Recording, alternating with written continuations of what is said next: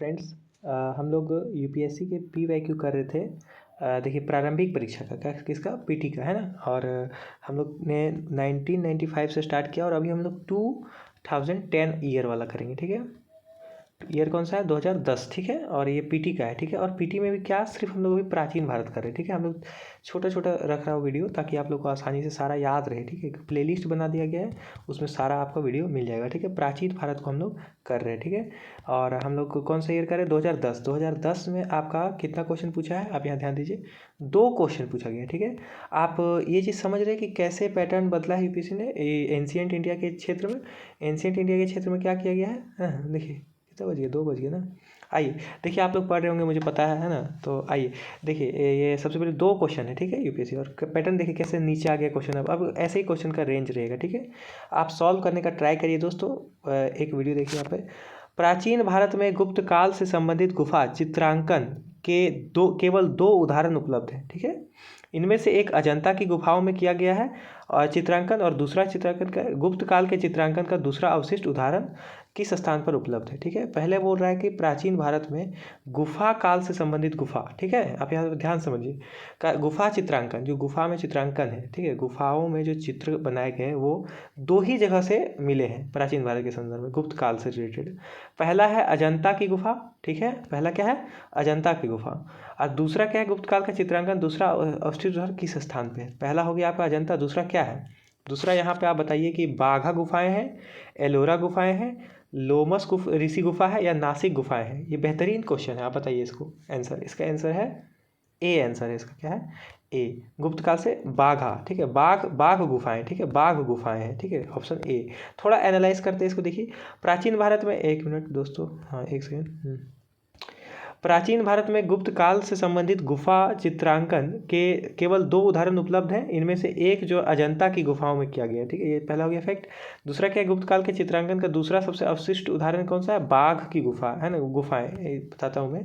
और आप जब कहीं पर पढ़ें, कभी भी आप तैयारी करें, तो आप जब भी ये लोमस ऋषि गुफा या नासिक गुफाओं के बारे में पढ़ें तो भी आप उसको क्या करेंगे? ध्यान से देखेंगे। ठीक है, अजंता के बारे में आप थोड़ा समझिए, अजंता गुफा के बारे में समझिए। ये कहाँ है? महाराष्ट्र के औरंगाबाद में स्थित है। ठीक है, अजंता की गुफा। आपको मैं आर्ट एंड कल्चर की क्लासेस में ये पूरा दिखाऊंगा कि क्या क्या गुफा है। आप यहाँ थोड़ा सा समझिए, साथ में कॉपी लेके बैठिए, थोड़ा बहुत लिखिए। अजंता की गुफा कहाँ पे है? महाराष्ट्र के औरंगाबाद में। चित्रकला का विषय जो है इसका धार्मिक है। चित्रकला जो यहाँ पर पाया गया है, 2 जगह पाया गया है, एक बाघ की गुफा और एक अजंता की गुफा में। तो यहाँ जो पाया गया है वो क्या है? धार्मिक विषय है इसके। ठीक है, समाज के उच्च वर्ग का चित्रण किया गया है ना, निम्न वर्ग का उतना खास नहीं है, लेकिन चित्र क्या किया गया? समाज के उच्च वर्ग, जो समाज के ऊंचे वर्ग थे उसी को चित्रित किया गया है गुफाओं में। ठीक है, अजंता की गुफा हम लोग पढ़ रहे हैं। अजंता की गुफाओं में, एक मिनट, अजंता की गुफा के बारे में बता रहा हूँ कि कुल कितना गुफा है? 20 गुफा है, 20 गुफा। ठीक है, और वर्तमान में कितना है? सिर्फ 6 गुफा है। ठीक है, 6 गुफा। और गुफा संख्या 6 का नाम आप देख लीजिए। गुफा 6 जो गुफा है, ये देखिए, गुफा संख्या 1, 2, 9, यहाँ से दिख रहा है आपको, 1, 2, 9, 10, 16, 17, ये 6 गुफा संख्या का नाम है। ये 6 गुफा संख्या अभी वर्तमान में मिलते हैं। ठीक है, और 16 का संबंध क्या है ना? मरणासन राजकुमारी। ठीक है, मरणासन राजकुमारी एक ऐसी राजकुमारी है जो मृत्यु के अवस्था में है, उसका एक चित्र बनाया गया, बेहतरीन चित्र है। वो सब मैं आर्ट एंड कल्चर की क्लासेस में दिखाऊंगा। वो चित्र अभी आप सिर्फ लिखते चले जाए कि इसका संबंध आर्ट एंड, इससे आपका क्या कहता है? ये आर्ट एंड कल्चर का क्वेश्चन है दोस्तों, मरणासन राजकुमारी की अवस्था। ठीक है, और 17 का संबंध किसे? 16 और 17 का संबंध है ना, मरणासन, और 16-17 का संबंध गुप्तकालीन है। ठीक है, गुप्तकालीन है। ठीक है, 16 में क्या चित्र मिला है? एक बार फिर से मैं बताता हूँ, एक सेकेंड। देखिए यहाँ 16 में क्या चित्र मिला है आपका? मरणासन राजकुमारी। और 16-17 का क्या संबंध है आपका? गुप्तकालीन संबंध है, आपको पता चल गया। और 17 में क्या है? चित्रशाला। चित्रशाला गुफा संख्या 17 में शाला। ठीक है, चित्रशाला में क्या है? यहाँ समझिए, चित्रशाला में किन चीज़ों को चित्रित किया गया है? बुद्ध के जन्म, जीवन, महाभिनिष्क्रमण। ठीक है, आप ये सब समझ गए, शब्द आपको पता होगा, एवं महापरिनिर्वाण, इन सब का चित्र किया गया है। ठीक है, और दूसरा क्या चित्र किया गया है? एक चित्र ये हो गया बुद्ध से संबंधित, और दूसरा चित्र है आपका माता और शिशु नाम का चित्र किया गया है ना, माता और शिशु नाम है ना, ये चित्र का नाम है। ठीक है, का चित्र सर्वोत्कृष्ट है, माता और शिशु का चित्र। आप जाइएगा तो वहाँ पर वो देखिएगा कि की माता और शिशु का चित्र।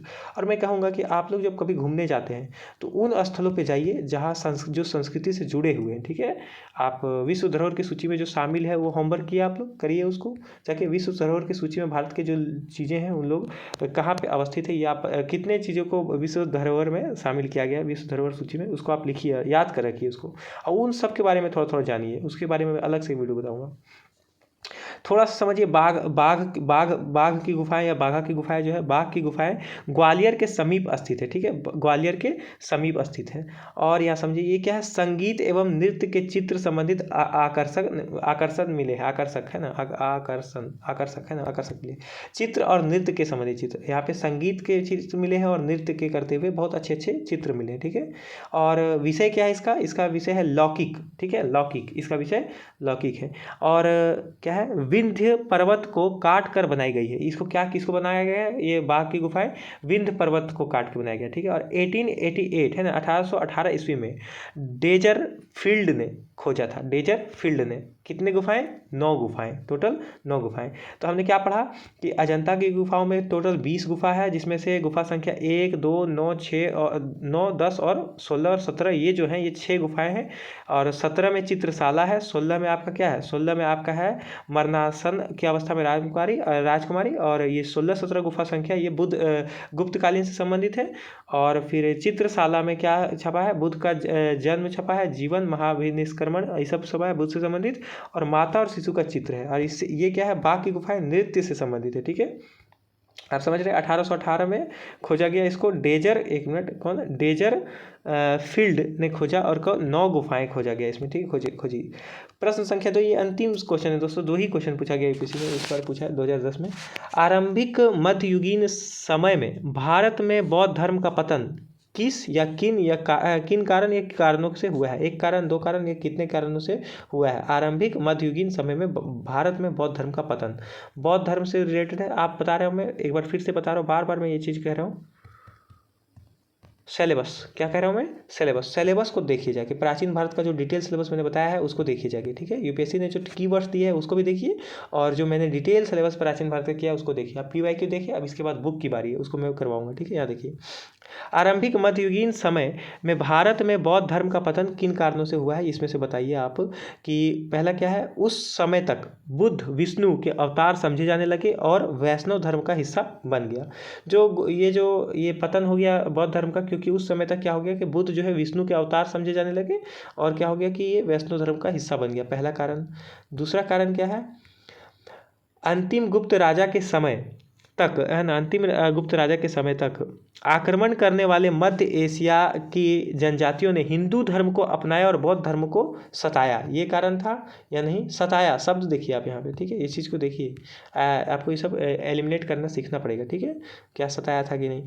उसके बाद यहाँ पर गुप्त वंश के राजाओं ने बौद्ध धर्म का पुरजोर विरोध किया, पुरजोर विरोध, है ना। यहाँ देखिए गहराई समझिए क्वेश्चन का, पुरजोर, समझ रहे हैं, पूरे जोर से विरोध किया। क्या होगा इसमें से, क्या पूछा है, उपरोक्त में से कौन सा कथन सही है। देखिए सब इसको आपको पढ़ना है, क्वेश्चन सही है या गलत है ये पूछा गया। केवल एक और 3, 2 और 3, 1, 2 और 3, क्या होगा इसका आंसर गाइस। इसका आंसर होगा केवल 1 सही है, ठीक है, सिर्फ 1, फर्स्ट वाला ऑप्शन जो है सो, ठीक है।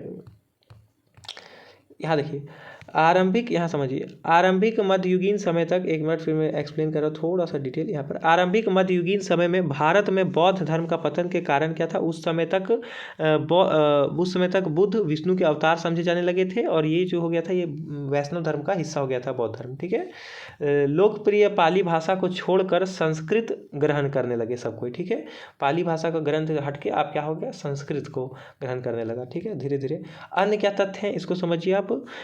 कृष्ण, अन्य तथ्य में एक पहला तो ये समझाया कि पाली जो भाषा था उसको छोड़कर संस्कृत ग्रहण कर दिया। और दूसरा फैक्ट क्या है, कनिष्क के उपरांत इस धर्म को राजनीतिक संरक्षण नहीं मिला। कनिष्क ने इनको बहुत जोर से संरक्षण किया था, बहुत ज़्यादा संरक्षण दिए थे, और उसके बाद क्या संरक्षण मिलना कम हो गया, बंद हो गया एकदम। इसके विपरीत कई गुप्त शासकों ने हिंदू धर्म को संरक्षण दिया, लेकिन कनिष्क के बाद जो गुप्त साम्राज्य के शासक आए उन्होंने क्या किया, हिंदू धर्म को बहुत ज़्यादा संरक्षण दिया। और आगे का फैक्ट पढ़िए, 12वीं शताब्दी तक बौद्ध धर्म अपनी जन्मभूमि से करीब करीब लुप्त हो गया था। 12वीं शताब्दी तक क्या हो गया था, अपना ये जन्मभूमि से लुप्त हो गया था, खत्म सा हो गया था। ठीक है, तो आपको क्या करना है, अपने से प्रैक्टिस करना है इन चीज़ों को, और क्या करना है, नोट्स बनाते चलना है PYQ का। मैं ना 1995 से लेके एकदम वर्तमान तक का आपका हर एक टॉपिक का, हर एक सिलेबस का आपका पेज वाइज आपका नोट्स होना चाहिए। मैंने नोट्स कैसे बनाए मैंने लिख के आपको वीडियो में बताया है, तो आप देखिए। और गाइज आपको फ़ायदा हो रहा है तो आप कमेंट करके बताइए। ठीक है, और थैंक यू गाइज, आपने यहाँ तक देखा वीडियो, थैंक यू।